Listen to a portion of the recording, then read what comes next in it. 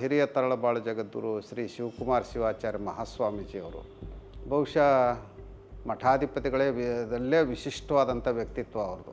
ಸ್ವತಃ ಅವರು ನಾಟಕ ಪ್ರಾಕ್ಟೀಸ್ ಮಾಡಿಸ್ತಾಯಿದ್ರು. ಮಾಡಿಸೋದಷ್ಟೇ ಅಲ್ಲ, ಒಂದು ಪಾತ್ರವನ್ನು ಹೇಗೆ ಅಭಿನಯಿಸಬೇಕು ಅಂತ ಅಭಿನಯಿಸಿ ತೋರಿಸ್ತಾಯಿದ್ರು. ವಿಮರ್ಶಕರ ಮನಸ್ಥಿತಿ ಹೆಂಗಿದೆ ಅಂತಂದರೆ, ಅವರು ಒಮ್ಮೆ ವ್ಯಕ್ತಿಯನ್ನು ನೋಡ್ತಾರೆ, ಒಮ್ಮೆ ಕೃತಿಯನ್ನು ನೋಡ್ತಾರೆ. ವ್ಯಕ್ತಿಯನ್ನು ನೋಡಿ ಕೃತಿಯನ್ನು ನೋಡದೇ ಹೊಗಳೋ ಸಾಧ್ಯತೆ ಇದೆ, ಅಥವಾ ಕೃತಿಯನ್ನು ನೋಡಿ ವ್ಯಕ್ತಿಯನ್ನು ಮರೆತು ಹೊಗಳೋ ಸಾಧ್ಯತೆಯೇ. ಮನುಷ್ಯನಿಗೆ ಏನೂ ಇಲ್ಲ ಅಂದಾಗ ಸೃಷ್ಟಿ ಮಾಡೋದು ಜಾಸ್ತಿ ಆಗುತ್ತೆ. ಎಲ್ಲ ಇದೆ ಅಂತ ಅಂದಾಗ ಅಲ್ಲೇ ಜಾಡ್ಯ ಆವರಿಸ್ಬಿಡುತ್ತೆ. ಈಗ ಎಲ್ಲರದ್ದು ಆ ಮನಸ್ಥಿತಿ ಹೇಗಿದೆ ಅಂತಂದರೆ ಹಣಕಾಸಿನ ಕಡೆಗೆ ಗಮನ ಹರಿಸ್ತಾರೆ. ನಾವು ಮೊದಲು ಬರೀ 500 ರೂಪಾಯಿ ಕೊಡ್ತಿದ್ವಿ ಒಂದು ತಿಂಗಳಿಗೆ ಆರಂಭದಲ್ಲಿ. ಆ 500 ರೂಪಾಯಿಗೆ ಅವರು ಎಷ್ಟು ಖುಷಿಯಿಂದ ನಾಟಕ ಮಾಡ್ತಾಯಿದ್ರು ಅಂತಂದರೆ ಬೆಲೆ ಕಟ್ಟಲಿಕ್ಕೆ ಸಾಧ್ಯ ಇಲ್ಲ.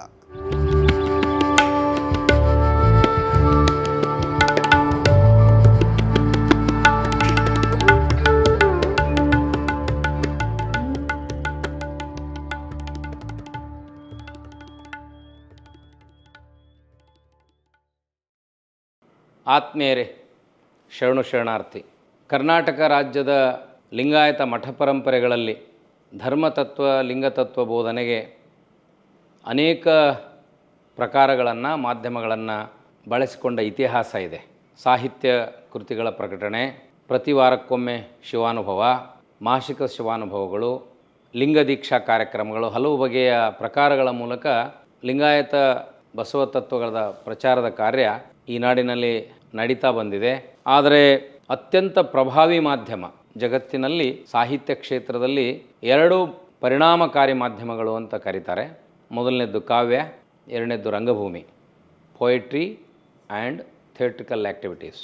ಈ ಹಿನ್ನೆಲೆಯಲ್ಲಿ ಕರ್ನಾಟಕದಲ್ಲಿ ರಂಗಭೂಮಿಯನ್ನು ಪರಿಣಾಮಕಾರಿಯಾಗಿ ಬಳಸಿಕೊಂಡು ಲಿಂಗಾಯತ ಧರ್ಮದ ತತ್ವಗಳನ್ನು, ಮೌಲ್ಯಗಳನ್ನು ಜನಜಾಗೃತಿಗಾಗಿ ಬಳಸಿಕೊಂಡ ಹೆಗ್ಗಳಿಕೆ ತರಳಬಾಳು ಹಿಂದಿನ ಜಗದ್ಗುರುಳಾದ ಶಿವಕುಮಾರ ಮಹಾಸ್ವಾಮಿಗಳಿಗೆ ಸಲ್ತದೆ. ಅದೇ ಪರಂಪರೆಯಲ್ಲಿರುವ ಸಾಣೇಹಳ್ಳಿಯ ಡಾಕ್ಟರ್ ಪಂಡಿತಾರಾಧ್ಯ ಶಿವಾಚಾರ್ಯ ಮಹಾಸ್ವಾಮಿಗಳು ಸ್ವತಃ ರಂಗಕರ್ಮಿಗಳು. ನಾಟಕಗಳನ್ನ ಬರೀತಾರೆ, ನಾಟಕಗಳನ್ನ ನಿರ್ದೇಶನ ಮಾಡ್ತಾರೆ.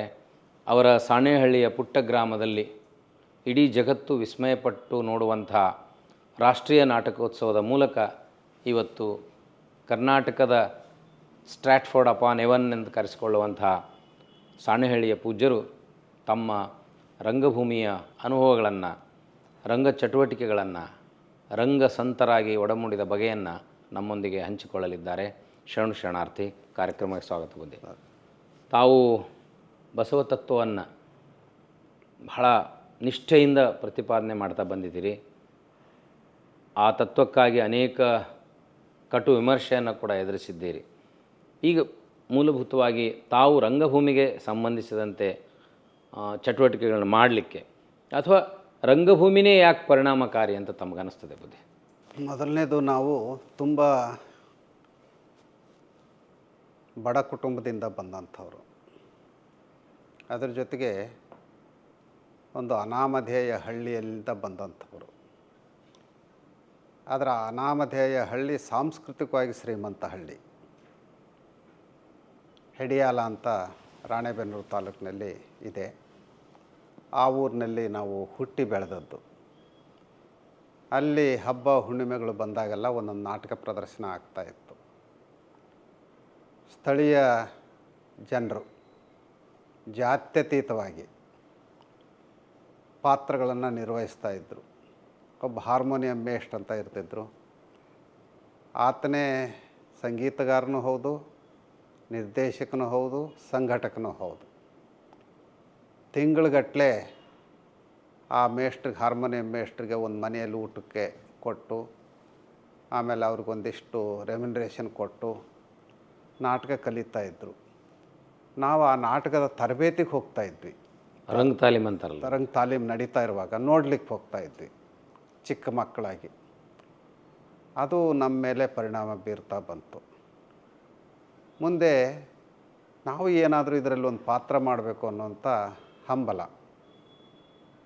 ಆದರೆ ಆ ಸಂದರ್ಭದಲ್ಲಿ ಪಾತ್ರ ಮಾಡಬೇಕು ಅಂದರೆ ಪಾತ್ರಧಾರಿಗಳೇ ಹಣ ಹಾಕಬೇಕು. ಹಣ ಹಾಕೋರದ್ದೇ ಆ ಮೇಸ್ಟ್ರಿಗೆ ಕೊಡ್ಬೇಕಲ್ರ ಬುದ್ಧಿ. ಮೇಸ್ಟ್ರಿಗೆ ಕೊಡಬೇಕು, ಪರದೆ ತರಬೇಕು, ಮೇಕಪ್ಪು ಇದು ಬರಬೇಕು, ಭಾಳ ಖರ್ಚು ಬರ್ತದು. ಹಳ್ಳಿಯಲ್ಲಿ ಒಂದು ನಾಟಕ ಮಾಡ್ತಾರೆ ಅಂತಂದರೆ ಅವಾಗ ಭಾಳ ಖರ್ಚು ಬರ್ತಿತ್ತು. ಆ ಎಲ್ಲ ಖರ್ಚುಗಳನ್ನು ಬಹುತೇಕ ಕಲಾವಿದರೇ ನಿರ್ವಹಿಸ್ತಾಯಿದ್ರು. ಊರಾಗ ಒಂದಿಷ್ಟು ಸಂಗ್ರಹ ಮಾಡ್ತಾಯಿದ್ರು, ಅದರ ಪ್ರಮಾಣ ಇವರು ಹಾಕ್ಕೊಳ್ಬೇಕಾಗಿತ್ತು. ಹಾಗಾಗಿ ಬರೀ ನಾಟಕ ನೋಡೋದ್ರಲ್ಲೇ ಸಂತೋಷ ಪಡ್ತಾಯಿದ್ವಿ ಹೊರತಾಗಿ ಪಾತ್ರ ಅಭಿನಯಿಸಲಿಕ್ಕೆ ಸಾಧ್ಯ ಆಗ್ತಾ ಇರಲಿಲ್ಲ. ಆವಾಗಿನ ನಾಟಕಗಳು ಹೆಂಗೆ ಅಂತಂದರೆ ರಾತ್ರಿಯಿಂದ ಬೆಳಗಿನವರೆಗೂ ನಡೆಯುವಂಥ ನಾಟಕಗಳು. ಚಾಪಿ ಹಾಸ್ಕೊಂಡು ಮುಂದೆ ಕೂತ್ಕೊಂಡು ನೋಡೋದೇ ಒಂದು ಸಂತೋಷದ. ಅದೇನು ಬಯಲಾಟ ಇತ್ತು ಬುದ್ಧಿ, ವೃತ್ತಿರಂಗಭೂಮಿ ಇತ್ತು? ಬಯಲಾಟಗಳು ಇದ್ದವು, ಆಮೇಲೆ ಈ ಹಳ್ಳಿ ನಾಟಕಗಳು ಅದು ನಮ್ಮ ಮೇಲೆ ಮೊದಲು ಪ್ರಭಾವ ಬೀರಿತ್ತು. ಎರಡನೇ ಹಂತದಲ್ಲಿ ಸುಣಕಲ್ ಬಿದ್ರಿ ಅಂತ ಹೇಳಿ ನಾವು ಹೈಸ್ಕೂಲಿಗೆ ಸೇರಿದ್ವಿ.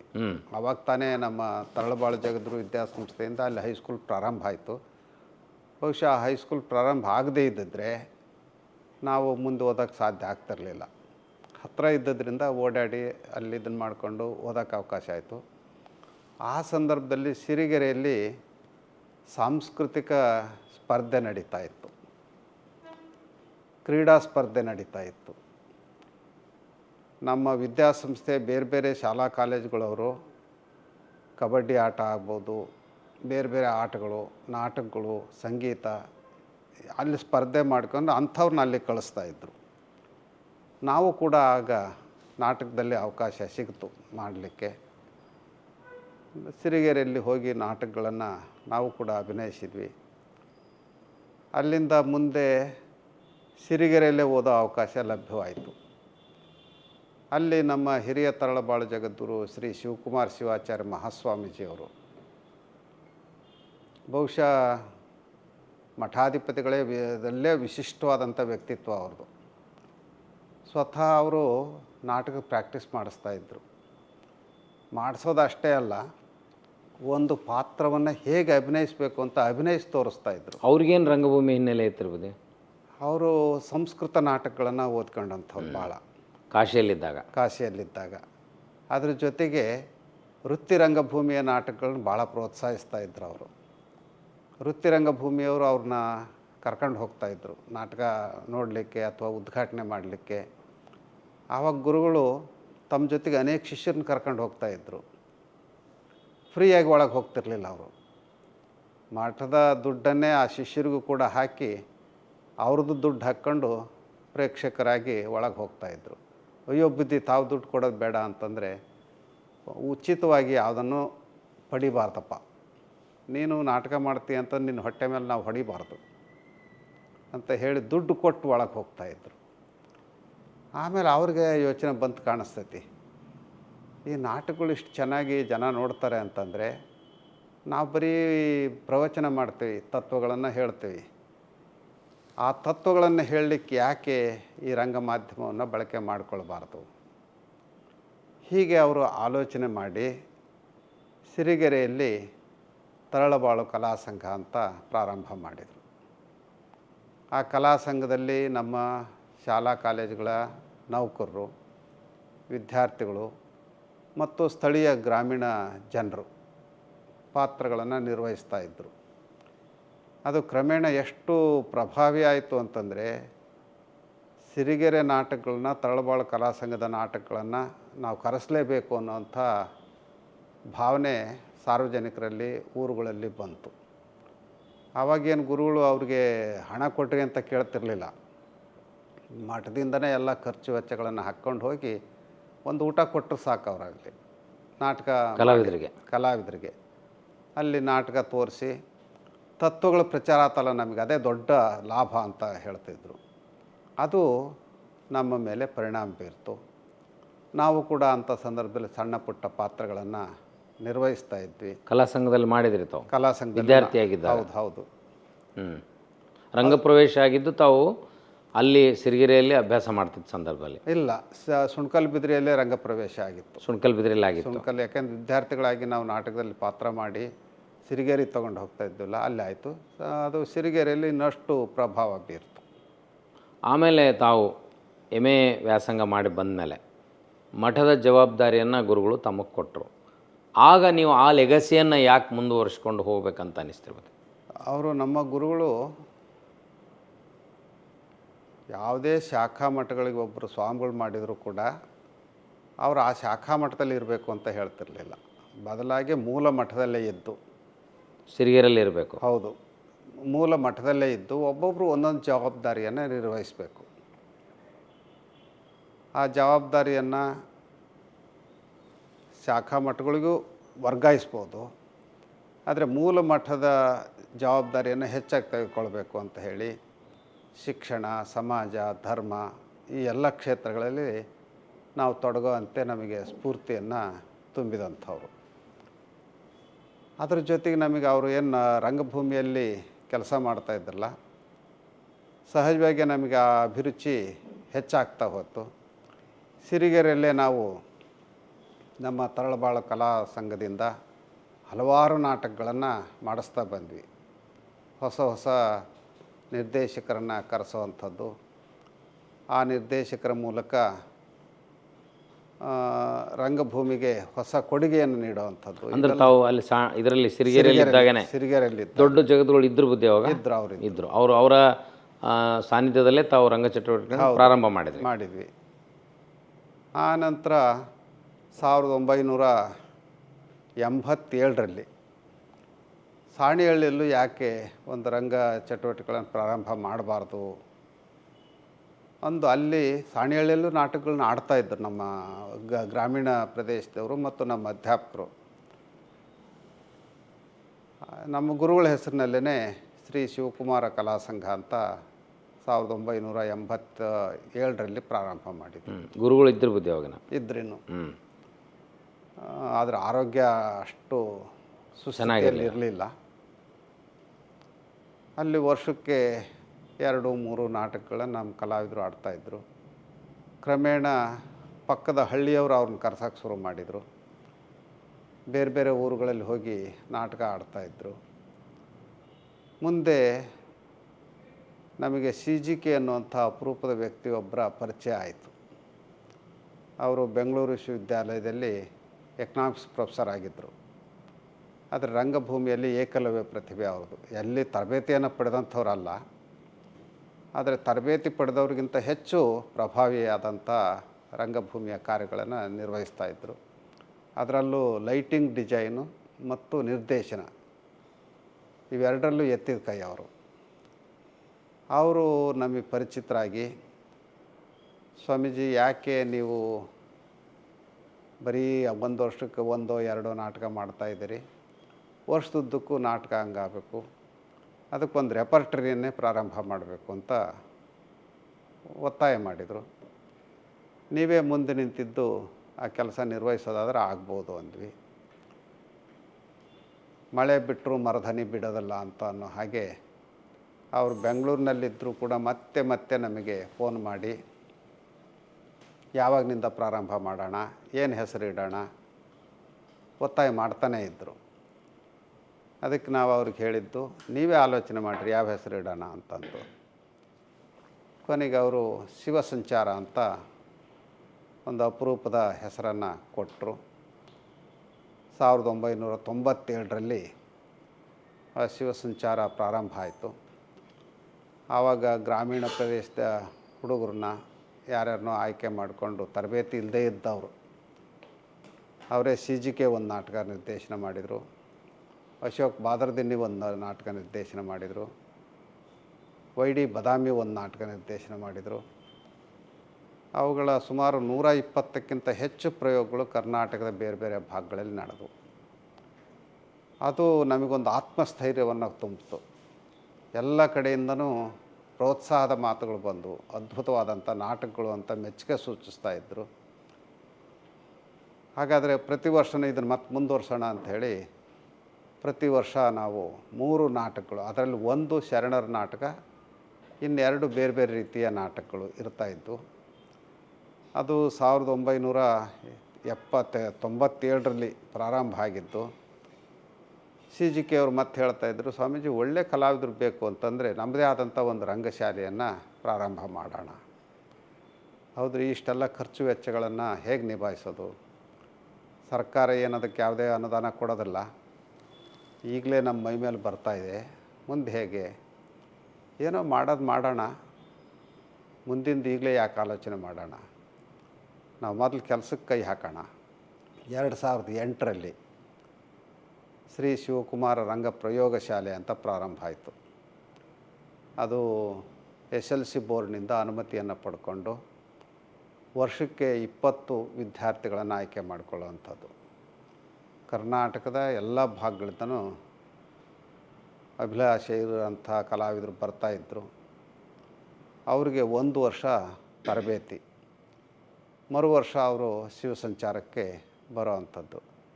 ಹೀಗೆ 1997ರಿಂದ ಈಗ 2025 ಸುಮಾರು 28 ವರ್ಷಗಳ ಕಾಲ ನಿರಂತರವಾಗಿ, ಅದು ಎಲ್ಲೂ ಕೂಡ ಬ್ರೇಕ್ ಆಗಿಲ್ಲ.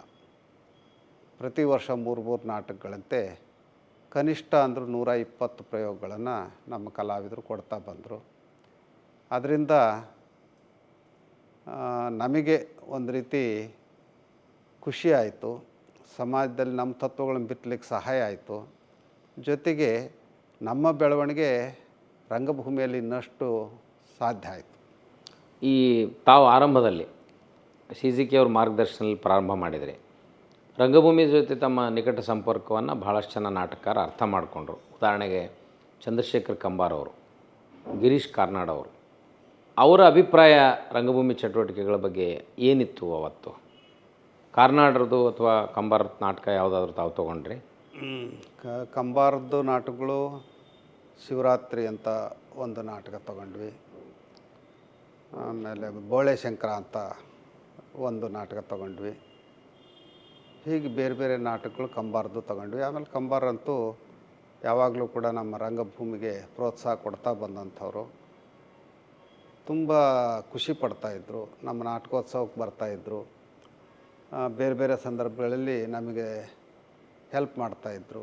ಹಾಗಾಗಿ ಕಂಬಾರ ಜೊತೆಗೆ ತುಂಬ ವಿಶೇಷವಾದಂಥ ಆತ್ಮೀಯತೆ ಇತ್ತು, ಈಗಲೂ ಇದೆ. ಆದರೆ ಕಾರ್ನಾಡ್ರ ಬಗ್ಗೆ ಅಷ್ಟು ಪ್ರೀತಿ ವಿಶ್ವಾಸಗಳನ್ನು ನಾವು ಬೆಳೆಸ್ಕೊಂಡಿರಲಿಲ್ಲ. ಅವ್ರನ್ನ ಕರಿಬೇಕು ಅಂತ ಎಷ್ಟೇ ಪ್ರಯತ್ನ ಮಾಡಿದರೂ ಅವರು ಬರಲಿಲ್ಲ. ಆದರೆ ಕಾರಂತರು ಸಾಣೆಹಳ್ಳಿ ಬಂದಿದ್ದು, ಬಿ ವಿ ಕಾರಂತರು ಸಾಣೆಹಳ್ಳಿಯಲ್ಲೇ ಒಂದು 3 ದಿವಸ ರಂಗ ತರಬೇತಿ ಶಿಬಿರನೂ ಮಾಡಿದರು. ಅವರು ನಮ್ಮ ಜೊತೆಗೆ ತುಂಬ ವಿಶ್ವಾಸದಿಂದ ಇದ್ದರು.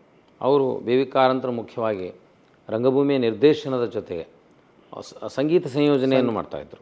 ತುಂಬ ಸಂಗೀತದಲ್ಲಿ ಎತ್ತಿದ ಕೈ, ರಂಗಭೂಮಿಗೆ ಸಂಬಂಧಪಟ್ಟಂಗೆ. ಅವರು ಗ್ರಾಮೀಣ ಪ್ರದೇಶದಲ್ಲಿ ಸಿಗುವಂಥ ಪರಿಕರಗಳನ್ನೇ ಸಂಗೀತದ ಪರಿಕರಗಳನ್ನಾಗಿ ಮಾಡ್ಕೊಳ್ತಾ ಇದ್ದರು. ಅದು ಒಂದು ತೆಂಗಿನ ಚಿಪ್ಪು ಇರ್ಬೋದು, ಅಥವಾ ಒಂದು ಬಿದಿರುಗಳ ಇರ್ಬೋದು, ಇನ್ಯಾವುದೋ ಒಂದು ಇದು ಇರ್ಬೋದು, ಅವುಗಳನ್ನೇ ಬಳಕೆ ಮಾಡಿಕೊಂಡು ಸಂಗೀತವನ್ನು ಸೃಷ್ಟಿ ಮಾಡ್ತಾಯಿದ್ರು. ಈಗ ಸಾಹಿತ್ಯ ಕ್ಷೇತ್ರದಲ್ಲಿ ರಂಗಭೂಮಿಗೆ ಅದರದೇ ಆದ ಒಂದು ವಿಶೇಷತೆ ಇದೆ. ಒಂದು ಸಾಹಿತ್ಯ ಕೃತಿಯನ್ನು ನೀವು ರಂಗಕೃತಿಯನ್ನಾಗಿ ಅಥವಾ ನಾಟಕವನ್ನಾಗಿ ಪರಿವರ್ತನೆ ಮಾಡೋ ಸಂದರ್ಭದಲ್ಲಿ ಅನೇಕ ತಾಂತ್ರಿಕ ಬದಲಾವಣೆಗಳನ್ನು ಮಾಡ್ಕೋಬೇಕಾಗ್ತದೆ. ಅಂದರೆ ಪಾತ್ರ ಸಂಯೋಜನೆ, ಸಂಭಾಷಣೆ. ನೀವು ಸಾಹಿತ್ಯದ ವಿದ್ಯಾರ್ಥಿಗಳಾಗಿ ರಂಗಭೂಮಿಯ ನಾಟಕಗಳ ರಚನೆಗೆ ಹೆಂಗೆ ಸಾಧ್ಯ ಆಯಿತು ನಿಮಗೆ? ನಾಟಕಗಳನ್ನ ನೋಡ್ತಾ ನೋಡ್ತಾ ಬಂತೋ ಅಥವಾ ಮೂಲ ಅರಿವು ಅನ್ನೋದಿತ್ತು? ಇದು ನಾಟಕಗಳನ್ನು ನೋಡ್ತಾ ಬಂದಿದ್ದು. ಜೊತೆಗೆ ನಮ್ಮ ಗುರುಗಳು ನಾಟಕಗಳನ್ನ ಬರೆದಿದ್ರು ಮೊದಲೇ. ಅವರು ನಮ್ಮ ಮಠದ ಮೂಲ ಪುರುಷ ವಿಶ್ವಬಂಧು ಮರಳುಸಿದ್ದರ ಕುರಿತ ಹಾಗೆ ಒಂದು ನಾಟಕ ರಚನೆ ಮಾಡಿದರು. ಅಕ್ಕ ಮಹಾದೇವಿ ಅನ್ನೋ ಕುರಿತಂತೆ ಶರಣಸತಿ ಲಿಂಗಪತಿ ಅನ್ನುವಂಥ ನಾಟಕ ಬರೆದಿದ್ದರು. ಆಮೇಲೆ ಬಸವಣ್ಣವ್ರನ್ನ ಕುರಿತಂತೆ ಮರಣವೆ ಮಹಾನವಮಿ ಅನ್ನುವಂಥದ್ದು, ಮಾದಾರ ಚೆನ್ನಯ್ಯನವ್ರನ್ನ ಕುರಿತ ಹಾಗೆ ಶಿವಕುಲ ಅಂತ, ಹೀಗೆ ಅವರೇ ಕೆಲವು ನಾಟಕಗಳನ್ನು ರಚನೆ ಮಾಡಿದರು. ಅವು ಕೂಡ ನಮ್ಮ ಮೇಲೆ ಪರಿಣಾಮ ಬೀರಿದ್ವು. ನಾವು ಇವ್ರಂಗೆ ಬರೆಯೋಕ್ಕೆ ಸಾಧ್ಯ ಆಗುತ್ತಾ? ಆಗಲ್ಲ ಅಂತ. ಆಮೇಲೆ ಕಂಬಾರ ನಾಟಕಗಳು, ಕಾರ್ನಾಡ್ ನಾಟಕಗಳು, ಇನ್ನೂ ಬೇರೆ ಬೇರೆ ನಾಟಕಗಳನ್ನ ಓದ್ತಾ ಇದ್ವಿ. ನಾವು ಏನಾದರೂ ಮಾಡಿ ಬರೀಬೇಕಲ್ಲ ಅಂತ. ಆವಾಗ ನಮಗೆ ಅಶೋಕ್ ಬಾದರ್ದಿನ್ನಿ ಸ್ಫೂರ್ತಿ ನೀಡಿದರು. ಸ್ವಾಮೀಜಿ ಯಾಕೆ ಬರೆಯೋಕ್ಕಾಗಲ್ಲ, ಬರಿಬೋದು. ಮೊದಲು ಹಾಗೆ ಬರಿಬೋದು ಅಂತ ಹೇಳಿದಾಗ ಒಂದು ತಮಾಷೆ ನಾಟಕ ತಗೊಳ್ಳೋಣ ಅಂತ ಅವರೇ ನಮಗೆ ಸೂಚನೆ ಕೊಟ್ಟರು. ಅದು ಯಾವುದು ಅಂದರೆ ಅಂತರಂಗ ಬಹಿರಂಗ ಅಂತ. ಕಳಬೇಡ ಕೊಲಬೇಡ ಹುಸಿಯ ನುಡಿಯಲು ಬೇಡ ಈ ವಚನವನ್ನು ಪ್ರಧಾನವಾಗಿಟ್ಟುಕೊಂಡು ಅದರಲ್ಲಿ ಕೊನೆಗೆ ಇದೇ ಅಂತರಂಗ ಶುದ್ಧಿ, ಇದೇ ಬಹಿರಂಗ ಶುದ್ಧಿ, ಇದೇ ನಮ್ಮ ಕೂಡಲ ಸಂಗಮ ದೇವರನ್ನು ಒಲಿಸುವ ಪರಿ ಅಂತ ಬರುತ್ತಲ್ಲ. ಕಳಬೇಡ ಅನ್ನೋದಕ್ಕೊಂದು ದೃಶ್ಯ, ಕೊಲಬೇಡ ಅನ್ನೋದಕ್ಕೊಂದು, ಈ 7 ಸೂತ್ರಗಳಿದಾವಲ್ಲ, 7 ಸೂತ್ರಗಳಿಗೆ ಅನುಗುಣವಾಗಿ 7 ದೃಶ್ಯಗಳನ್ನು ಮಾಡೋವಂಥದ್ದು. ಅಲ್ಲಿ ಕಳ್ಳತನ ಮಾಡೋದ್ರಿಂದ ಏನಾಗ್ತೈತಿ, ಮಾಡದೇ ಇರೋದ್ರಿಂದ ಏನಾಗ್ತೈತಿ, ಸುಳ್ಳು ಹೇಳೋದ್ರಿಂದ ಏನಾಗುತ್ತೆ, ಸುಳ್ಳು ಹೇಳದೇ ಇರೋದ್ರಿಂದ ಏನಾಗುತ್ತೆ, ಅವನ್ನ ಗಂಭೀರವಾಗಿ ತಗೊಳ್ಳೋದು, ಹಾಸ್ಯಭರಿತವಾಗಿ ತಗೊಳ್ಳೋವಂಥದ್ದು. ಇವುಗಳ ಬಗ್ಗೆ ನಾವು ಅವ್ರ ಜೊತೆಗೆ, ಅದೇ ನಿಮ್ಮ ಮೊದಲನೇ ನಾಟಕ? ಅದೇ ನಾಟಕ. ಆಮೇಲೆ CGK ಜೊತೆಗೆ ಚರ್ಚೆ ಮಾಡ್ತಾ ಇದ್ದ ಹಾಗೆಯೇ ಬಸವಣ್ಣವ್ರ ಬಗ್ಗೆ ನೀವು ಯಾಕೆ ಒಂದು ನಾಟಕ ಬರೀಬಾರ್ದು, ತುಂಬ ಒತ್ತಾಯ ಮಾಡ್ತಾಯಿದ್ರು CGK. ಭಾಳ ಕಷ್ಟ ಆಗುತ್ತಲ್ರಿ, ಬಸವಣ್ಣವ್ರ ಬಗ್ಗೆ ಭಾಳ ಒಳ್ಳೆ ನಾಟಕಗಳು ಬಂದಿದ್ದಾವೆ ಈಗಾಗಲೇ. ಅದರಲ್ಲೂ ನಮ್ಮ ಗುರುಗಳೇ ಬರೆದಂಥ ಮಹಾನವಮಿ ಇದೆ, ತಲೆದಂಡ ಇದೆ, ಸಂಕ್ರಾಂತಿ ಇದೆ, ಪುಟ್ಟಸ್ವಾಮಿಯವ್ರ ನಾಟಕಗಳಿದ್ದಾವೆ. ಮತ್ತು ಹೊಸ ನಾಟಕ ಬರೆಯೋ ಅಗತ್ಯ ಇದೆಯಾ? ಇಲ್ಲ, ಖಂಡಿತ ಇದೆ, ನೀವು ಬರೀಬೇಕು ಅಂತ ಹೇಳಿ ಕೆಲವು ಆಲೋಚನೆಗಳನ್ನು ನಮಗೆ ಕೊಟ್ಟರು. ಅವರು ಚರ್ಚೆ ಮಾಡ್ತಾಯಿದ್ವಿ ಪ್ರತಿನಿತ್ಯ. ಅವರು ಮುಖ್ಯವಾಗಿ ನಮಗೆ ಹೇಳಿದ್ದೇನು ಅಂದರೆ, ಬಸವಣ್ಣನ ಆಂತರಿಕ ತೊಳಲಾಟವನ್ನು ಪ್ರಧಾನವಾಗಿಟ್ಕೊಳ್ಬೇಕು. ಪ್ರತಿಯೊಬ್ಬ ವ್ಯಕ್ತಿಗೂ ಒಂದು ಬಹಿರಂಗ ಇರುತ್ತೆ, ಮತ್ತೊಂದು ಅಂತರಂಗ ಇರುತ್ತೆ. ಆ ಬಹಿರಂಗ ಅಂತರಂಗಗಳನ್ನು ಹೊರಗಡೆ ಹೇಗೆ ಹಾಕೋದು? ಆವಾಗ ಅವರು 2 ಪಾತ್ರಗಳನ್ನು ಅವರೇ ನಮ್ಮ ಗಮನಕ್ಕೆ ತಂದರು. ಒಂದಕ್ಕೆ ಅಳಕು ಅಂತ ಇಡೋಣ, ಮತ್ತೊಂದಕ್ಕೆ ಬೆಳಕು ಅಂತ ಇಡೋಣ. ಆ 2 ಪಾತ್ರಗಳು, ಬಸವಣ್ಣ ಮೌನವಾಗಿ ಕೂತಿರ್ತಾನೆ, ಆ 2 ಪಾತ್ರಗಳು ಮಾತಾಡ್ತಿರ್ತಾವೆ. ಒಂದು ಬಸವಣ್ಣನ ಅಧೈರ್ಯವನ್ನು ಹೇಳುವಂಥದ್ದು, ಮತ್ತೊಂದು ಅವನ ಧೈರ್ಯವನ್ನು ಹೇಳುವಂಥದ್ದು. ಅದು ಭಾಳ ಖುಷಿ ಕೊಡ್ತು ನಮಗೆ. ಅಲ್ಲಿಂದನೇ ನಾಟಕ ಪ್ರಾರಂಭ ಆಗುತ್ತೆ. ಆಮೇಲೆ ಬಸವಣ್ಣ 2 ಹೆಂಡತಿಯನ್ನು ಮದುವೆ ಆಗಿದ್ದು, ಆನಂತರ ನೀಲಾಶೀಲರ ಮದುವೆ ಮಾಡೋವಂಥದ್ದು. ಈ ಒಂದೊಂದೇ ದೃಶ್ಯಗಳ ಬಗ್ಗೆ ನಾವು ಚರ್ಚೆ ಮಾಡ್ತಾ ಮಾಡ್ತಾ ಭಾಳ ಅಪರೂಪದ ನಾಟಕ ತಯಾರಾಯಿತು. ಅದಕ್ಕೆ ಮತ್ತೊಂದಿಷ್ಟು ಹೊಸ ರೂಪವನ್ನು ನಮ್ಮ ನಿರ್ದೇಶಕ ಸಿ ಬಸಲಿಂಗಯ್ಯನವರು ಕೊಟ್ಟರು.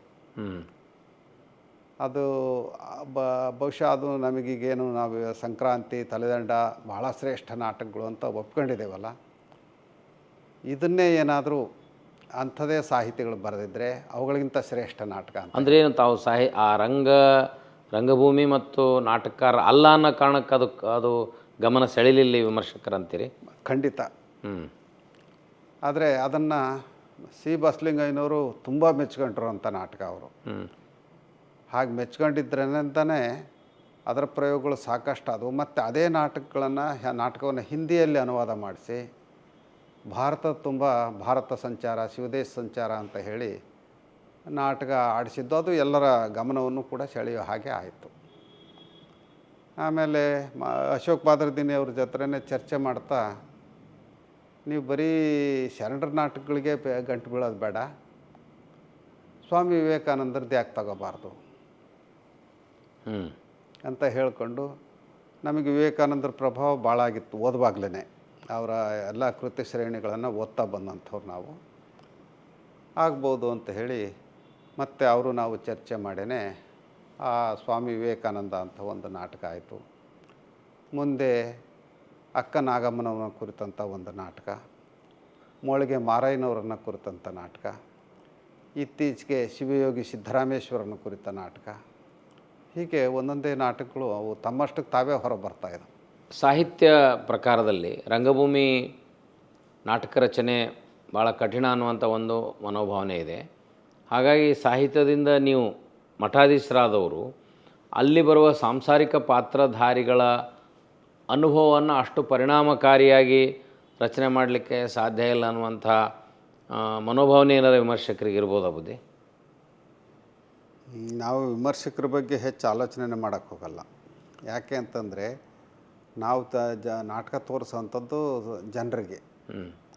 ವಿಮರ್ಶಕರ ಮನಸ್ಥಿತಿ ಹೆಂಗಿದೆ ಅಂತಂದರೆ, ಅವರು ಒಮ್ಮೆ ವ್ಯಕ್ತಿಯನ್ನು ನೋಡ್ತಾರೆ, ಒಮ್ಮೆ ಕೃತಿಯನ್ನು ನೋಡ್ತಾರೆ.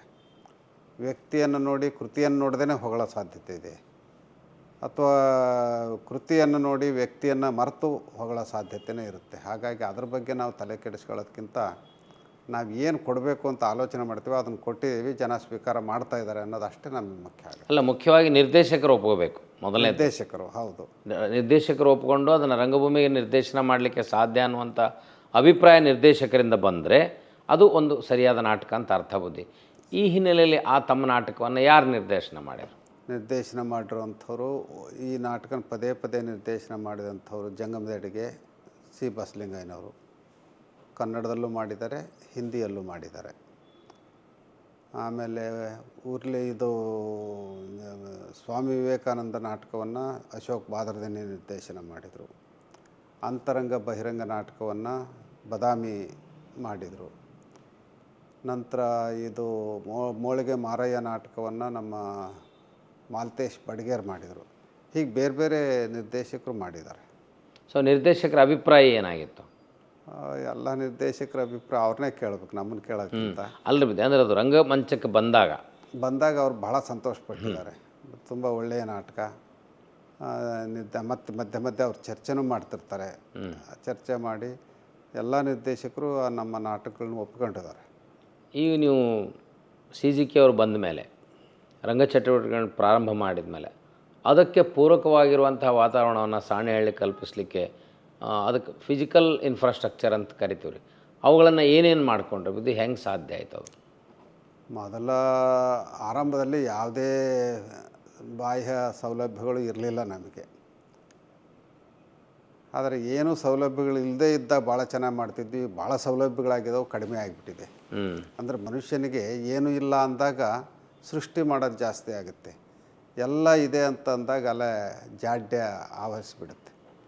ಈಗ ಸಾಣೆಹಳ್ಳಿಯಲ್ಲಿ ಸುಮಾರು 5-6 ರಂಗಮಂದಿರಗಳಿದ್ದಾವೆ. ಎಲ್ಲ ರೀತಿಯ ಸೌಲಭ್ಯಗಳು ಇದ್ದಾವೆ. ಆದರೆ ಮೊದಲಿನ ಗುಣಮಟ್ಟವನ್ನು ನಾವು ಇನ್ನೂ ಇವತ್ತು ಕಾಪಾಡ್ಕೊಳ್ಳೋಕೆ ಸಾಧ್ಯ ಆಗ್ತದೆ. ಅದು ಕಲಾವಿದರ ಕೊರತೆ ಇರಬಹುದು. ಕಲಾವಿದರ ಕೊರತೆಯೂ ಇರ್ಬೋದು, ಈ ಕಲಾವಿದರಲ್ಲಿರುವಂಥ ಮನಸ್ಥಿತಿನೂ ಕಾರಣ ಆಗಿರ್ಬೋದು. ಈಗ ಎಲ್ಲರದ್ದು ಆ ಮನಸ್ಥಿತಿ ಹೇಗಿದೆ ಅಂತಂದರೆ ಹಣಕಾಸಿನ ಕಡೆಗೆ ಗಮನ ಹರಿಸ್ತಾರೆ. ನಾವು ಮೊದಲು ಬರೀ 500 ರೂಪಾಯಿ ಕೊಡ್ತಿದ್ವಿ ಒಂದು ತಿಂಗಳಿಗೆ ಆರಂಭದಲ್ಲಿ. ಆ 500 ರೂಪಾಯಿಗೆ ಅವರು ಎಷ್ಟು ಖುಷಿಯಿಂದ ನಾಟಕ ಮಾಡ್ತಾಯಿದ್ರು ಅಂತಂದರೆ ಬೆಲೆ ಕಟ್ಟಲಿಕ್ಕೆ ಸಾಧ್ಯ ಇಲ್ಲ. ಆದರೆ ಈಗ ಸುಮಾರು 9,500 ರೂಪಾಯಿ ಊಟ ವಸತಿ ಎಲ್ಲ ಕೊಟ್ಟು ಇದನ್ನು ಮಾಡ್ತೀವಿ. ಅವರು ಇವತ್ತು ಒಬ್ಬ ಕೂಲಿಕಾರನಿಗೆ ಒಂದು ದಿವ್ಸಕ್ಕೆ 500 ರೂಪಾಯಿ ಕೊಡ್ತಾರೆ, ನಮಗೆ ಕೂಲಿಕಾರರಿಗಿಂತ ಕಡಿಮೆ ಆದಂಗತ್ತಲ್ಲ, ಕನಿಷ್ಠ 15,000 ರೂಪಾಯಿ ಕೊಡಬೇಕು ಅಂತ ಕೇಳ್ತಾರೆ. ಆದರೆ 15,000 ರೂಪಾಯಿ ನಾವು ಕಲಾವಿದರಿಗೆ ಕೊಟ್ಟು ನಾಟಕಗಳನ್ನು ಮುಂದುವರ್ಸ್ಕೊಂಡು ಹೋಗೋಕ್ಕಾಗಲ್ಲ. ಯಾಕೆಂದರೆ ವರ್ಷಕ್ಕೆ 20-25,000 ರೂಪಾಯಿ, 1 ಲಕ್ಷ ರೂಪಾಯಿ ಖರ್ಚು ಬರುತ್ತೆ. ಸಾರ್ವಜನಿಕರಿಂದ ನಾವು ಸಂಗ್ರಹ ಮಾಡೋದು 15-16 ಲಕ್ಷ ಆಗುತ್ತೆ. ಇನ್ನು ಉಳಿದಂಥ ಹಣ ನಾವು ಮಠದಿಂದ ಹಾಕ್ತಾಯಿದ್ದೀವಿ. ಈಗ ರಂಗಭೂಮಿ ತುಂಬ ಕಾಸ್ಟ್ಲಿ ಅಫೇರ್ ಅಂತ ಕರಿತಾರೆ ಬುದ್ಧಿ. ಹೌದು, ಅದು ಭಾಳ ಖರ್ಚಿನ ವ್ಯವಹಾರ ಅಂತ. ನಿಜ. ಹಾಗಾಗಿ ತಾವು ಧರ್ಮ ಪ್ರಚಾರ ಮಾಡ್ತಾಯಿದ್ರಿ, ಮಠಕ್ಕೆ ಶೈಕ್ಷಣಿಕ ಸಂಸ್ಥೆಗಳಿದ್ದು. ಈ ಜವಾಬ್ದಾರಿಯನ್ನು ಹೊತ್ತಾಗ ಇದರ ಆರ್ಥಿಕ ನಿರ್ವಹಣೆಯನ್ನು ನೀವು ಹೆಂಗೆ ಪೂರೈಸಿದ್ರಿ? ನಾವು ಮಠದಿಂದ ಇದಕ್ಕೆ ಯಾವುದೇ ರೀತಿಯ ಸಹಾಯವನ್ನು ತಗೊಂಡಿಲ್ಲ. ಕಾರಣ ಏನು ಅಂತಂದರೆ ನಮ್ಮ ಭಕ್ತರು ಎಲ್ಲ ರೀತಿಯ ಸಹಕಾರವನ್ನು ಮಾಡಿದರು. ಅದ್ರ ಜೊತೆಗೆ ಸಾಣೆಹಳ್ಳಿಯಲ್ಲಿ ನಾವು ಒಂದು D.Ed ಕಾಲೇಜ್ ಮಾಡಿದ್ವಿ. ಮೊದಲು ಒಂದು 2 ವರ್ಷ 3 ವರ್ಷ ಅದು ಚೆನ್ನಾಗಿ ನಡೀತು D.Ed ಕಾಲೇಜು. ಅದರಿಂದ ಬರೋವಂಥ ಆದಾಯವನ್ನು ನಾವು ರಂಗಭೂಮಿಗೆ ಹೆಚ್ಚು ಬಳಕೆ ಮಾಡ್ಕೊಂಡ್ವಿ. ಈಗಂತೂ ನಮ್ಮ ಬೇರೆ ಬೇರೆ ಭಕ್ತರು ನಾಟಕಗಳಿಗೆ ಕೇಳಿದಾಗ ಅವ್ರು ದುಡ್ಡು ಕೊಡ್ತಾರೆ. ಹಾಗಾಗಿ ಮಠದಿಂದ ಅದಕ್ಕೆ ಹಾಕುವಂಥ ಅಗತ್ಯ ಬಿದ್ದಿಲ್ಲ. ಈಗ ರೆಪರ್ಟರಿ ಬಂತು ಬುದ್ಧಿ, ರಂಗಶಾಲೆ ಬಂತು, ಶಿವಸಂಚಾರ ತಿರುಗಾಟ ಪ್ರಾರಂಭ ಆಯಿತು. ಈ ರಂಗಭೂಮಿಯ ಚಟುವಟಿಕೆ ಜೊತೆಗೆ ಹೊಸ ಹೊಸ ಪ್ರಯೋಗಗಳನ್ನ ಮಾಡಿದ್ರಿ. ಅಂದರೆ ಒಂದು ಶರಣರ ಚರಿತ್ರೆಗೆ ಸಂಬಂಧಪಟ್ಟಂಥ ನಾಟಕ ಇರ್ತಿತ್ತು, ಮತ್ತೊಂದು ರಂಗಭೂಮಿಯ ಛಾಯೆಯನ್ನು ಹೊಂದಿದ ನಾಟಕಗಳನ್ನ ಪ್ರಯೋಗ ಮಾಡಿದ್ರಿ. ಅದರ ಉದ್ದೇಶ ಏನು? ಜನರಿಗೆ ಒಂದೇ ರೀತಿಯ ಮನೋಸ್ಥಿತಿ ಇರಲ್ಲ. ಈಗ ಬರೀ ಶರಣರ ನಾಟಕನೇ ನಾವು ಮಾಡಿದರೆ ನಮ್ಮನ್ನು ಒಂದು ಗುಂಪಿ ಸೇರಿಸ್ಬಿಡ್ತಾರೆ. ಹಾಗಾಗಿ ನಾವು ಒಂದು ವೃತ್ತಿ ರಂಗಭೂಮಿಗೆ ಸಂಬಂಧಪಟ್ಟಂಥ ನಾಟಕಗಳು ತಗೊಳ್ತೀವಿ, ಇನ್ನೊಂದು ಶರಣರ ಬದುಕಿಗೆ ಸಂಬಂಧಪಟ್ಟಂಥದ್ದು, ಇನ್ನೊಂದು ಆಧುನಿಕ ಸಮಸ್ಯೆಗಳನ್ನು ಗಮನದಲ್ಲಿ ಇಟ್ಕೊಂಡು ಆಯ್ಕೆ ಮಾಡ್ಕೊಳ್ಳೋವಂಥ ನಾಟಕ. ಹೀಗೆ 3 ರೀತಿ ವಿಭಿನ್ನ ನಾಟಕಗಳನ್ನ ಮಾಡೋದ್ರಿಂದ ಯಾರಿಗೆ ಯಾವುದು ಇಷ್ಟ ಇದೆಯೋ ಅದನ್ನು ನೋಡ್ತಾರೆ. ಅದಕ್ಕಿಂತ ಹೆಚ್ಚಾಗಿ ಇದ್ರಾಗ ಹೆಂಗಿದೆ ತಂತ್ರ, ಇದ್ರಾಗ ಯಾವ ಥರ ತಂತ್ರ ಬಳಸಿದ್ದಾರೆ, ಇದ್ರಾಗ ಏನು ಮಾಡಿದ್ದಾರೆ, ಆ ಮೂರನ್ನು ನಾಟಕ ನೋಡುವಂಥ ಕುತೂಹಲ ಸಾರ್ವಜನಿಕರಲ್ಲಿ ಬರುತ್ತೆ. ಹಾಗಾಗಿ 3 ವಿಭಿನ್ನ ನಾಟಕಗಳನ್ನ ಮೊದಲಿಂದನೂ ನಾವು ಮಾಡ್ತಾ ಬಂದಿದ್ದೀವಿ. ಮರಾಠಿ, ಬೆಂಗಾಲ್ ಬೇರೆ ರಾಜ್ಯಗಳಿಗೆ ಹೋಲಿಸಿದರೆ ಕರ್ನಾಟಕದ ಸಂದರ್ಭದಲ್ಲಿ ನಾಟಕ ಮತ್ತು ರಂಗಭೂಮಿ ಅಷ್ಟೊಂದು ಪರಿಣಾಮಕಾರಿಯಾಗಿ ಮತ್ತು ಲಾಭದಾಯಕ ಉದ್ಯಮವಾಗಿ ಬೆಳೆದಿಲ್ಲ. ಅದು ಹೆಚ್ಚಾಗಬೇಕಾಗಿತ್ತಂದರೆ ಯಾವ ರೀತಿಯ ಪ್ರಯೋಗಗಳಾಗಬೇಕು? ಯಾಕಂದ್ರೆ ಸಿನಿಮಾ ಪ್ರಭಾವ, ಧಾರಾವಾಹಿ ಪ್ರಭಾವದಲ್ಲಿ ರಂಗಭೂಮಿ ಚಟುವಟಿಕೆಗಳು ರಾಜ್ಯದಲ್ಲಿ ಕುಂಠಿತಗೊಂಡಿವೆ ಅನ್ನೋಂಥ ಮಾತಿದೆ. ನಮ್ಮಲ್ಲಿ ಹವ್ಯಾಸಿ ನಾಟಕಗಳು, ಕಂಪ್ನಿ ನಾಟಕಗಳು ಇರ್ತಿದ್ವು, ಅವು ಕೂಡ ಕ್ಷೀಣಿಸಿದ್ದಾವೆ. ಆದರೆ ಮಹಾರಾಷ್ಟ್ರ ಮರಾಠಿ ಮತ್ತು ಬೆಂಗಾಲಿ ರಂಗಭೂಮಿಯಲ್ಲಿ ನಾವು ಅದನ್ನು ಕಾಣೋದಿಲ್ಲ ಬದಿ. ಇದನ್ನು ಚೆನ್ನಾಗಿ ಬೆಳೆಸಬೇಕಾಗಿತ್ತಂದ್ರೆ ಯಾವ ರೀತಿಯ ಪ್ರಯತ್ನವನ್ನು ರಂಗಚಟುಗಳು, ರಂಗಕರ್ಮಿಗಳು ಮಾಡಬಹುದು? ಇದು ರಂಗ ಚಟುವಟಿಕೆಗಳು ಕಡಿಮೆ ಆಗಿದಾವೆ ಅಂತ ಏನು ಹೇಳೋಕ್ಕಾಗಲ್ಲ. ಯಾಕೆಂತಂದರೆ ಈಗ ನಮ್ಮ ಶಿವಸಂಚಾರದಿಂದ ಹೋದಂಥ ಅನೇಕ ವಿದ್ಯಾರ್ಥಿಗಳು ಅಲ್ಲಲ್ಲೇ ಚಿಕ್ಕ ಚಿಕ್ಕ ತಂಡಗಳನ್ನು ಕಟ್ಕೊಂಡು ಅವ್ರ ನಾಟಕಗಳನ್ನ ಮಾಡಿಸ್ತಾ ಇದ್ದಾರೆ. ಮೊದಲಿಗಿಂತ ಹೆಚ್ಚು ಪ್ರಯೋಗಗಳು ಕರ್ನಾಟಕದಲ್ಲಿ ಆಗ್ತಾಯಿದ್ದಾವೆ. ಆಮೇಲೆ ಹವ್ಯಾಸಿ ತಂಡಗಳು ಈಗ ಬೆಂಗಳೂರು ಒಂದರಲ್ಲೇ ತೊಗೊಂಡ್ರೆ ಸುಮಾರು 10-20 ಹವ್ಯಾಸಿ ತಂಡಗಳಿದ್ದಾವೆ. ಅವ್ರು ನಿರಂತರವಾಗಿ ನಾಟಕಗಳನ್ನ ಮಾಡ್ತಾನೆ ಇರ್ತಾರೆ. ನಗರಗಳಲ್ಲಿ ದೊಡ್ಡ ದೊಡ್ಡ ನಗರಗಳಲ್ಲಿ ಧಾರವಾಡ ಆಗ್ಬೋದು, ಬೆಳಗಾಂ ಆಗ್ಬೋದು, ಅಂತಲ್ಲೂ ನಾಟಕಗಳ ಚಟುವಟಿಕೆ ರಂಗಾಯಣದ ಶಾಖೆಗಳಾಗಿದ್ದಾವೆ, ಶಾಖೆಗಳಾಗಿದ್ದಾವೆ. ಇದಕ್ಕಿಂತ ಹೆಚ್ಚಾಗಿ ಗ್ರಾಮೀಣ ಪ್ರದೇಶದಲ್ಲೂ ಕೂಡ ಅಲ್ಲಲ್ಲೇ ವರ್ಷಕ್ಕೆ 1-2 ನಾಟಕಗಳನ್ನು ಮಾಡ್ತಾಯಿದ್ದಾರೆ. ಹಾಗಾಗಿ ರಂಗ ಚಟುವಟಿಕೆಗಳು ಕಡಿಮೆ ಆಗಿದಾವೆ ಅಂತ ಏನಿಲ್ಲ. ಮಹಾರಾಷ್ಟ್ರದಲ್ಲಷ್ಟು ಆಗದೇ ಇರ್ಬೋದು, ಆದರೆ ಇಲ್ಲಿ ದುಡ್ಡು ಕೊಟ್ಟು ನೋಡ್ಕೊಳ್ತಾರೆ ಮಹಾರಾಷ್ಟ್ರದಲ್ಲಿ. ನಮ್ಮಲ್ಲಿ ದುಡ್ಡು ಮಾಡಿದರೆ ಜನ ಬರೋದು ತುಂಬ ಕಷ್ಟ. ಬೆಂಗಳೂರು ರಂಗಶಂಕರದಲ್ಲಿ ಮಾತ್ರ ಏನೋ ದುಡ್ಡು ಮಾಡ್ತಾರೆ ಅಂತ ಕೇಳಿದ್ದೀವಿ. ಅದು ಇಲ್ಲಿ ನಾವೇನಾರ ಹಂಗೆ ದುಡ್ಡು ಮಾಡಿದ್ವಿ ಅಂತಂದರೆ ಸದ್ಯಕ್ಕಂತೂ ಬರಲ್ಲ, ಮುಂದೆ ಏನಾರ ಬರ್ಬೋದು ಏನೋ. ಆದರೆ ರಂಗ ಚಟುವಟಿಕೆಗಳು ಕಡಿಮೆ ಆಗಿದಾವೆ ಅಂತ ಏನಿಲ್ಲ, ಇನ್ನೂ ಜಾಸ್ತಿನೇ ಆಗ್ತಾಯಿದ್ದಾವೆ.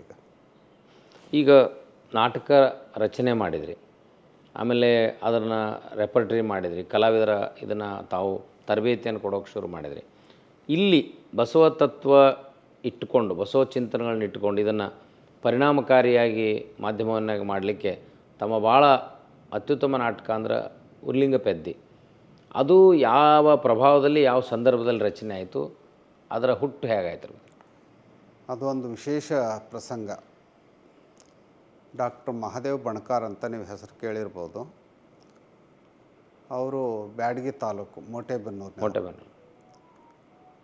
ಅವರು ನಮ್ಮ ಹಿರಿಯ ಗುರುಗಳ ಪರಮ ಶಿಷ್ಯರು. ರಾಜಕೀಯ ಕ್ಷೇತ್ರಕ್ಕೆ ಮೊದಲು ಕಾಲಿಟ್ಟರು. ಅವರು ಅದರಲ್ಲಿ ಯಶಸ್ವಿ ಆದರು. ಸಾಹಿತ್ಯವನ್ನು ಬರಿತಾ ಇದ್ದರು ಅವರು. ಅದರಲ್ಲೂ ಮೊದಲು ಕವನಗಳನ್ನು ಜಾಸ್ತಿ ಬರಿತಾ ಇದ್ದರು. ಭಾಮಿನಿ ಷಟ್ಪದಿಯಲ್ಲಿ ಬರೆದ್ರು. ಅದು ಕಾವ್ಯಗಳನ್ನು ಅದನ್ನು ಸೃಷ್ಟಿ ಮೊದಲು ಬಿಡಿ ಬಿಡಿ ಕವಿತೆಗಳು. ಎಷ್ಟೋ ಸರಿ ಅವರ ಸಹೋದರರೊಬ್ಬರು ಕವನಗಳನ್ನು ಓದಿದಾಗ ಬೈತಿದ್ರಂತೆ, ಏನು ಬರಿತೀಯಲ್ಲ ನೀನು, ಬರೆದ್ರು ಕುವೆಂಪು ಬರೆದಂಗೆ ಬರಿಬೇಕು, ಬೇಂದ್ರೆ ಬರೆದಂಗೆ ಬರಿಬೇಕು ಅಂತ ಹೀಗೆಲ್ಲ ಹೇಳ್ತಿದ್ರಂತೆ.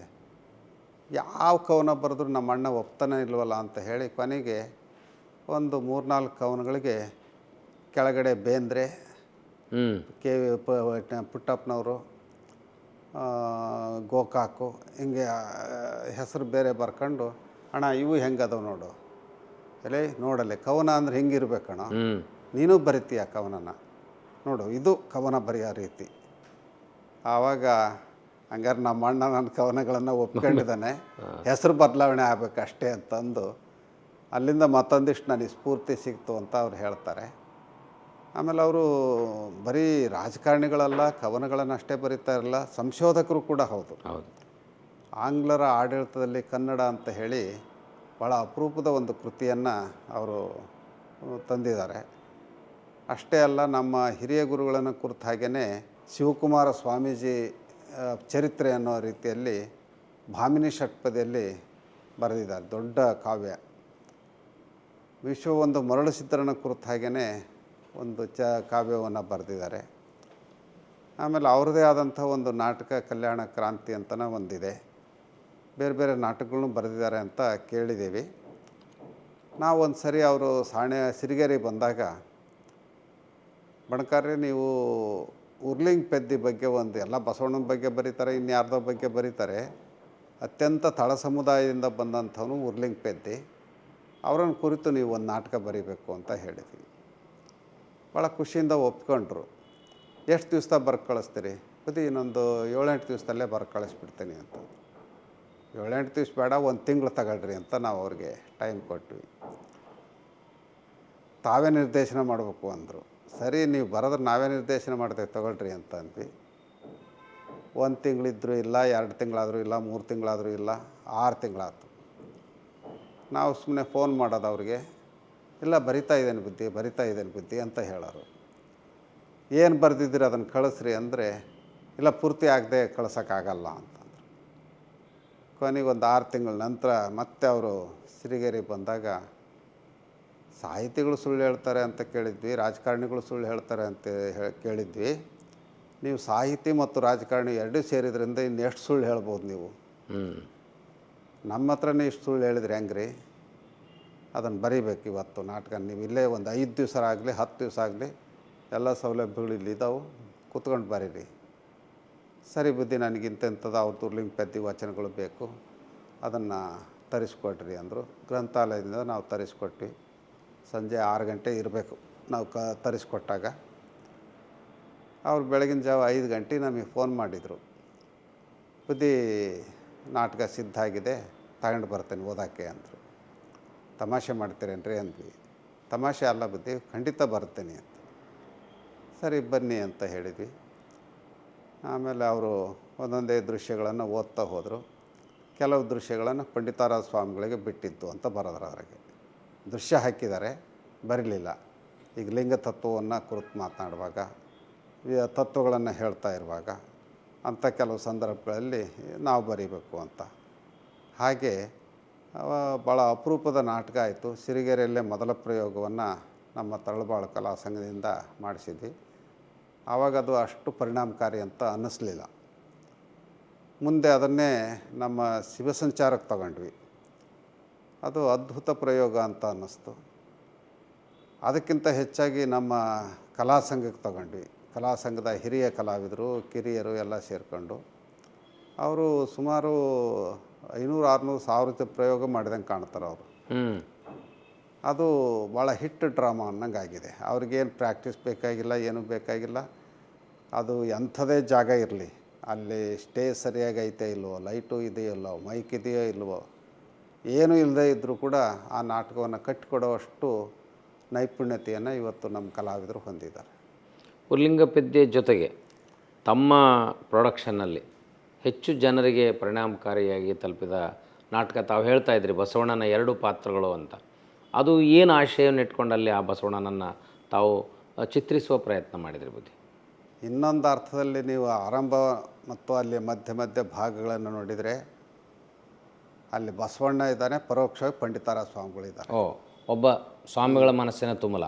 ನಮ್ಮ ತುಮಲುಗಳನ್ನು ನಾವು ಬಸವಣ್ಣನ ಮೂಲಕ ಹೇಳಿಸ್ತಾ ಹೋಗಿದ್ದೇವೆ. ಹಾಗೆಯೇ ಬಸವಣ್ಣವರ ಅಂತರಂಗ ನಮ್ಮ ಅಂತರಂಗವೂ ಕೂಡ ಹೌದು ಅನ್ನಂಗಾಗಿದೆ. ನೋಡೋರಿಗೆ ಬಸವಣ್ಣ ಅಂತ ಅನ್ನಿಸ್ಬೋದು. ನಮ್ಮ ವೈಯಕ್ತಿಕ ಜೀವನದ ಅನುಭವ ಇರೋವಂಥವ್ರು, ನಮ್ಮನ್ನು ತೀರಾ ಹತ್ತಿರದಿಂದ ನೋಡಿರೋ ಅಂಥವ್ರು ಈ ನಾಟಕದಲ್ಲಿ ಎಲ್ಲೂ ಪಂಡಿತಾರಾಯ ಸ್ವಾಮಿಗಳು ಇದ್ದಂಗೆ ಕಾಣ್ತಾರಲ್ಲ ಅಂತ ಅನಿಸುತ್ತೆ. ಅಂದ್ರೆ ಆತ್ಮಚರಿತ್ರೆಯ ಛಾಯೆ ಆ ನಾಟಕದ ಛಾಯೆ ಇದೆ, ಖಂಡಿತ ಇದೆ. ಹಾಗೆ ಸರಿನಾ ಬುದ್ಧಿ?